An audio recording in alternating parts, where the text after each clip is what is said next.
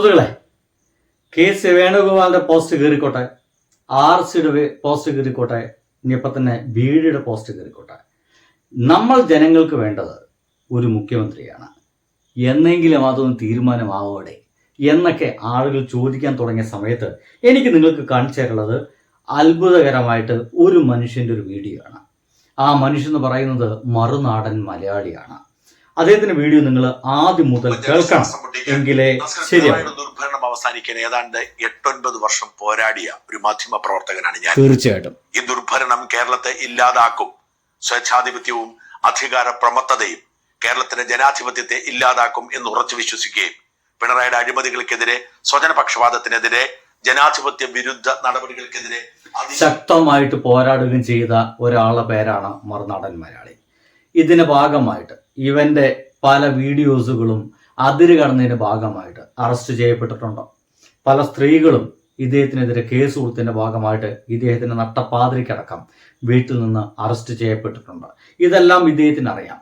ഇപ്പോൾ മറുനാടൻ മലയാളി ഒരു വീഡിയോ ഇട്ടുള്ളത് ഇങ്ങനെയാണ്: ഞാൻ മാപ്പ് ചോദിക്കുന്നു ഈ വൃത്തികെട്ടവന്മാർക്ക് വേണ്ടിയിട്ട് പോരാടിയതിന് എന്നുള്ളതാണ്. സർക്കാർ ദുർഭരണം നടത്തിയാൽ അവരെയും എതിർക്കും എന്ന് തീർച്ചയാണ്. എന്നാൽ പിണറായിയുടെ കാലത്തേക്കാൾ കൂടുതൽ ശക്തമായ തീവ്ര ഇസ്ലാമിക ഇടപെടൽ UDF കാലത്തുണ്ടാകും എന്ന് എനിക്കും മുൻകൂട്ടി അറിയാമായിരുന്നു. SDPIയും മീഡിയ വൺ നേതൃത്വം കൊടുക്കുന്ന ജമാഅത്ത് ഇസ്ലാമിയും ഒക്കെ എന്നെ ജയിലിൽ അടച്ചു മാത്രമേ തൃപ്തിയടയൂ. അവരൊക്കെ കാത്തിരിക്കുകയാണ് മറുനാടിന്റെ അന്ത്യത്തിന് വേണ്ടി.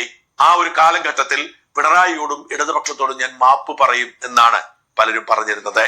അതുകൊണ്ട് UDF മുഖ്യമന്ത്രി നിശ്ചയിച്ച് സത്യപ്രതിജ്ഞ ചെയ്യുന്നതിന് മുൻപ് തന്നെ സമൂഹത്തോട് മാപ്പ് പറയേണ്ടിയിരിക്കുന്നു. മാപ്പ് പറയാതിരിക്കാൻ നിവൃത്തിയില്ല.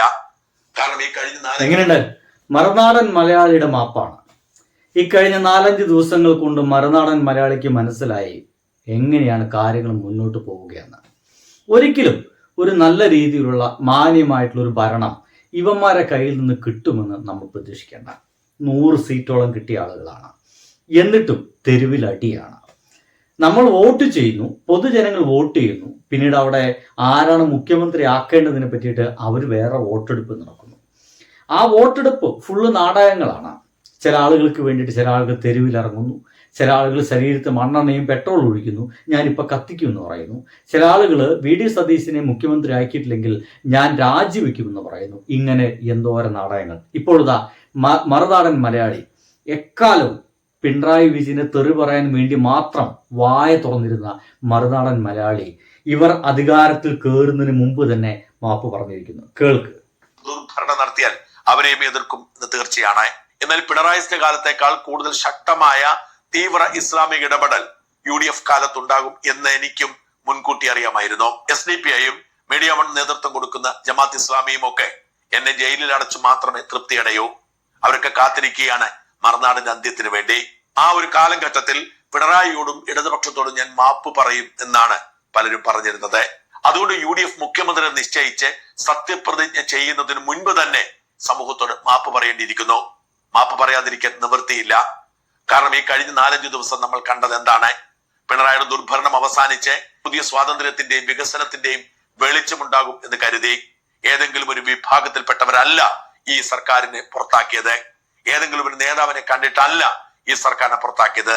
പിണറായി എന്ന വൃത്തികെട്ട ഭരണാധികാരിയെ എങ്ങനെയെങ്കിലും പുറത്താക്കണമെന്ന് ജനങ്ങൾ ഒരുമിച്ച് ചിന്തിച്ചതുകൊണ്ടാണ്. കണ്ട, ഇപ്പോഴും പിണറായി എന്ന് പറയുന്ന മനുഷ്യന് ഇയാൾക്ക് നല്ല വ്യക്തിയൊന്നല്ല. ഇപ്പോഴും വൃത്തികെട്ട ഭരണാധികാരി എന്ന് തന്നെയാണ് മറുനാടൻ മലയാളി പറയുന്നത്. അങ്ങനെ വൃത്തികെട്ട ഒരു ഭരണാധികാരിയാണ് പിണറായി വിജയൻ എന്ന് പറയുമ്പോഴും ഇയാൾ ഇപ്പോൾ ഭയപ്പെടുന്നത് താൻ ഒരു പക്ഷേ ഇനിയായിരിക്കും തീർച്ചയായിട്ടും അറസ്റ്റ് ചെയ്യപ്പെടുകയും ജയിലിലാക്കപ്പെടുകയും ചെയ്യുക. ഇദ്ദേഹം പറഞ്ഞു വയ്ക്കുന്നത് ഒരു സംഘ്യ സ്വഭാവത്തിലാണ്. ഈ ഒരു ഭരണത്തിൽ തീർച്ചയായിട്ടും മുസ്ലിങ്ങളുടെ എന്ന് വെച്ച് കഴിഞ്ഞാൽ ലീഗിന്റെ ഇടപെടൽ ശക്തമായിട്ടുണ്ടാകും. ലീഗ് പറയുന്നത് പോലെ ചലിക്കേണ്ട ഒരു അവസ്ഥ ഇവിടുത്തെ കോൺഗ്രസ് ഗവൺമെന്റിന് വേണ്ടി വരും എന്നൊക്കെയാണ് ഇപ്പോൾ മറുനാടൻ മലയാളി സങ്കല്പിച്ചു വച്ചിരിക്കുന്നത്. ആ സങ്കല്പങ്ങൾ 100% ശരിയാകുമെന്നുള്ള കാര്യത്തിൽ ഒരു സംശയവും വേണ്ട. ബാക്കി കേൾക്കുക തന്നെ വേണം. അത് ന്യൂനപക്ഷ ധ്രുവീകരണം മാത്രമായിരുന്നില്ല. ന്യൂനപക്ഷ വോട്ടുകൾ അധികം കിട്ടിയെന്നത് വാസ്തവമാണെങ്കിലും ഭൂരിപക്ഷ വോട്ടുകളും പിണറായിക്കെതിരായി പ്രവർത്തിച്ചു എന്നതുകൊണ്ടാണ് 102 സീറ്റ് എന്ന ചരിത്രത്തിലെ ഏറ്റവും വലിയ റെക്കോർഡോടുകൂടി UDF ജയിക്കുന്നത്. പക്ഷേ അങ്ങനെ വോട്ട് ചെയ്ത ജനത്തെ ഇവർ കബളിപ്പിക്കുകയാണ്. ജനത്തെ പരിഹസിക്കുകയാണ്, ജനത്തിന്റെ ശക്തിയെ വില കുറച്ചു കാണുകയാണ്. എന്തുകൊണ്ടാണ് ഒരാഴ്ചയായിട്ടും അവർക്ക് മുഖ്യമന്ത്രി കാര്യത്തിൽ തീരുമാനമെടുക്കാൻ കഴിയാത്തത്? ഇപ്പോൾ പറഞ്ഞു കേൾക്കുന്ന 3 പേരിൽ ആര് മുഖ്യമന്ത്രിയായാലും അത് ഞാൻ ആലോചിച്ചില്ല കേട്ടോ. ഏകദേശം ഒരാഴ്ചയായിരിക്കുന്നു അല്ലേ? ഒരാഴ്ചയായിട്ട് നമുക്കൊരു മുഖ്യമന്ത്രി ഇല്ല. സോ ഈ ഒരു സമയത്ത് ഒരുപക്ഷെ വോട്ട് ചെയ്ത ജനങ്ങളൊക്കെ ചിലപ്പോൾ ആലോചിക്കുന്നുണ്ടായിരിക്കും, പിണറായി വിജയൻ തന്നെ മതിയായിരുന്നു, ആയിരുന്നുവെങ്കിൽ വിജയിച്ചിരുന്നുവെങ്കിൽ എന്നാണോ റിസൾട്ട് അറിഞ്ഞ് അതിൻ്റെ പിറ്റേ ദിവസം ഒരു പന്തലിട്ട് അധികാരത്തിൽ കയറിയിരിക്കും. ഒരു സംശയവും വേണ്ട. ഏതൊക്കെ പോസ്റ്റിലേക്ക് ഏതൊക്കെ ആളുകളെന്ന് നിശ്ചയിച്ച് എന്നോ കഴിഞ്ഞിരിക്കും. അവർ ഭരണം തുടങ്ങിയിരിക്കും. അടുത്ത സ്റ്റെപ്പുകൾ എന്തൊക്കെയെന്ന് അവർ മുൻകൂട്ടി പറഞ്ഞു കഴിഞ്ഞിരിക്കും. സോ സിമ്പിളായിരിക്കും. പക്ഷേ ഇപ്പൊ നടക്കുന്നത് അങ്ങനെയല്ല എന്നർത്ഥം. എതിർപ്പുള്ള ആളല്ല ഞാൻ. പക്ഷേ ഇക്കാര്യത്തിൽ അവർക്ക് തീരുമാനിക്കാൻ കഴിയാതെ വരുന്നു. ഇതിന്റെ പേരിൽ ചേരിതിരിഞ്ഞ് യുദ്ധം നടക്കുന്നു. MLA-മാരുടെ തലയെണ്ണുന്നു. ജനങ്ങൾ തെരുവിലിറങ്ങി പന്തം കൊളുത്തി പ്രകടനം നടത്തുന്നു. വോട്ട് ചെയ്തവർ നിരാശരാകുന്നു. ചുറ്റിനും നോക്കുക, വോട്ട് ചെയ്ത സകല മനുഷ്യരും നിരാശരാണ്. അവർക്ക് പൊട്ടിത്തെറിക്കുകയാണ്. ഇനി ഒരിക്കൽ കൂടി UDF-നെ അധികാരത്തിൽ കൊണ്ടുവരില്ല, ഞങ്ങൾ തന്നെ ഇവർക്കെതിരെ വോട്ട് ചെയ്യും എന്ന് ജനങ്ങൾ പറയുന്നു. നോക്കൂ, 10 വർഷം അധികാരമില്ലാതിരുന്ന ഒരു പാർട്ടിയാണിത്. 10 വർഷം ജനങ്ങൾ ഒരുപാട് ദുരിതം അനുഭവിച്ചു. അതിനുശേഷം UDF-നെ അധികാരത്തിലെത്തുമ്പോൾ ആ ജനതയോട് യാതൊരു വിധത്തിലുള്ള കൂറും ഇവർക്കില്ല. അതിപ്പോൾ മാത്രമല്ല കേട്ടോ. ഞാനൊക്കെ വിചാരിക്കുന്നത് ഈ കൂറില്ലായ്മ എന്ന് പറയുന്നത് ഇവർ എത്ര കാലം ഭരിക്കുന്നോ അത്ര കാലം ഉണ്ടായിരിക്കും. സിമ്പിൾ ആയിട്ടുള്ള ഉദാഹരണം, എന്തിനായിരുന്നു വയനാട്ടുകാർക്ക് അല്ലെങ്കിൽ വയനാടിന്റെ പേരിൽ ഏറ്റവും കൂടുതൽ പഴി കേട്ട ആൾക്കാരാണ് കോൺഗ്രസ്സുകാർ. എന്നിട്ട് വയനാട്ടുകാർ കോൺഗ്രസിനൊപ്പം തന്നെ നിന്നിട്ടോ, അത് വേറെ കാര്യം. അതിനൊക്കെ രാഷ്ട്രീയവും മതപരമായിട്ടുള്ള പലവിധ കാരണങ്ങൾ അവിടെ കിടക്കുന്നുണ്ടെന്നുള്ളത് നമുക്ക് മറക്കാതിരിക്കാൻ സാധിക്കില്ല. എന്തായാലും അതിനൊക്കെ അവർക്ക് 8ന്റെ പണി കിട്ടാൻ പോകുന്നതേ ഉള്ളൂ. ഇപ്പോൾ തന്നെ ഇടുക്കിയിൽ സംഭവിച്ചത് അവിടെ 10-12 കുടുംബങ്ങൾക്ക് കഴിഞ്ഞ 19 വർഷമായിട്ട് അവർ താമസിക്കുന്ന വീട്ടിൽ നിന്ന് ഇറങ്ങേണ്ടി വരുന്നു. ആ വീട് പണിയുമ്പോഴൊന്നും ആരും ഇടപെട്ടില്ല. പക്ഷേ പെട്ടെന്ന് തന്നെ അതൊരു അനധികൃത കയ്യേറ്റമായി മാറുകയും അവിടെ കുടി ഒഴിപ്പിക്കപ്പെടുകയും ചെയ്യുന്നത് ഈ ഭരണം കയറേണ്ട സമയത്താണ്. ഇവർ കയറുകയോ കയറാതിരിക്കുകയോ ചെയ്യട്ടെ, എന്തായാലും ഇവർ തന്നെയാണ് ഭരിക്കേണ്ടി വരിക. എന്തെങ്കിലും ഒരു ഇടപെടൽ, ആ ഒരു നടപടിക്ക് ഒരു സ്റ്റോപ്പ് മെമ്മോ എങ്കിലും ഇവന്മാർക്ക് ചെയ്യാമായിരുന്നു. പക്ഷെ ചെയ്തില്ല. എൻ്റെ വീഡിയോയ്ക്ക് താഴെ വന്നിട്ട് പല ആൾക്കാരും പറയുന്നുണ്ട് അനുഭവിക്കട്ടെ. അനുഭവങ്ങൾ നമുക്ക് ഓരോന്നായിട്ട് വന്നുകൊണ്ടിരിക്കുകയാണ്. നോക്കൂ, നമ്മുടെ കുട്ടികൾ സ്കൂളിലേക്ക് എത്താനുള്ള സമയമായിരിക്കുന്നു. അവർക്ക് പാഠപുസ്തകങ്ങൾ എന്താ എന്നൊക്കെ തീരുമാനമായോ എന്നൊക്കെ ചോദിക്കുമ്പോൾ മിക്കവാറും ഓണമാകേണ്ടി വരും അവർക്ക് പാഠപുസ്തകം കയ്യിലെത്താൻ. അതിനു വേണ്ടിയിട്ട് ഇവർ എന്തൊക്കെ തീരുമാനം എടുക്കണം എന്ന് ആലോചിച്ച് നോക്കി. അതിനൊക്കെ തീരുമാനം എടുക്കണമെങ്കിൽ ഇവന്മാർ ആദ്യം ഒന്ന് അധികാരത്തിൽ കയറണം.